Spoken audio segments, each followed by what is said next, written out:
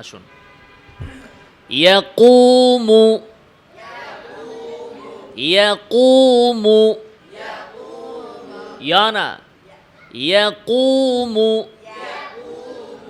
ইয়াকুলু ইয়াকুলু ইয়াতুবু আউযু আউযু আউযু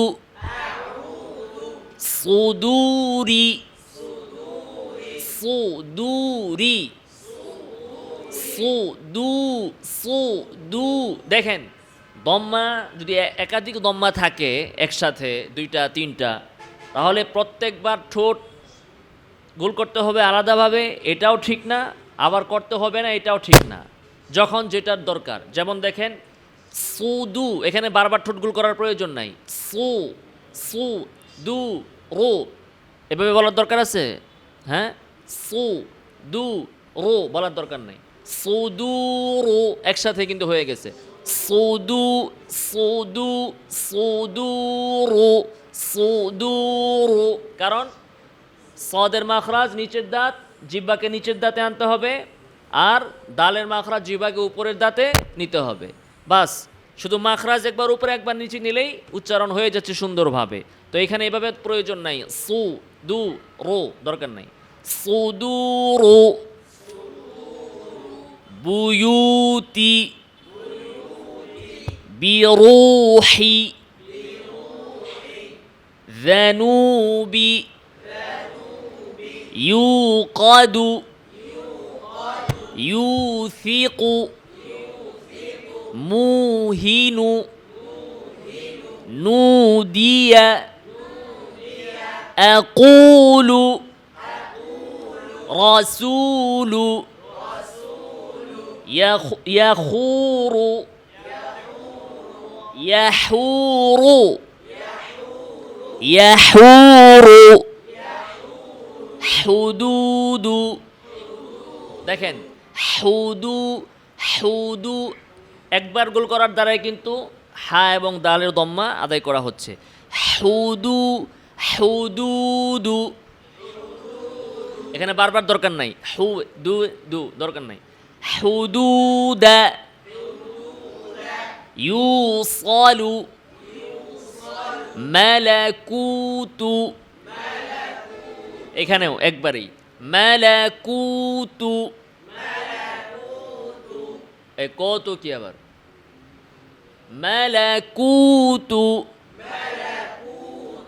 নাখুদু, এখানেও একবার গোল করার দ্বারা আদায় হচ্ছে নাখুদু। হ্যাঁ, এখানে দুইবার নাখুদু। খ থেকে আবার দদের দিকে আসতে হবে। নাখুদু খুদু খুদু নাখুদু জাবু জাবু আমু কুলু। হ্যাঁ, একবার গোল করার দ্বারা আদায় হচ্ছে কুলু। নিয়মটা বুঝতে পেরেছেন? যেখানে একাধিক দম্মা উচ্চারণ করার জন্য ঠোঁটকে বারবার গোল করতে হয়, দম করতে হয়, সেখানে বারবারই করতে হবে। আর যেখানে একবার দম করার দ্বারা একাধিক দম্মা আদায় হয়ে যায়, সেখানে একবার দম করে একাধিক দম্মা আদায় করতে হবে। মোট কথা হচ্ছে উচ্চারণ বিশুদ্ধ হওয়া হচ্ছে উদ্দেশ্য।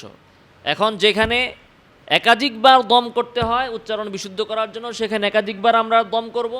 যেখানে একবার দম করলেই হয়ে যায়, সেখানে আমরা একবার দম করে আদায় করতে পারবো। দেখেন কি কুলু বলেন, কুলু কুলু, এখানে এইভাবে দরকার নাই। কুলু কুলু দরকার আছে? কুলু কুলু কুলু দরকার নাই। কুলু আমিলু ওয়ারাদু ওয়ারাদু বারাজু মাকারু কাফারু মারাদু ظلموا خلصوا خلطوا خلطوا قنطوا قنطوا বলে না কেন قنطوا বাস রাখো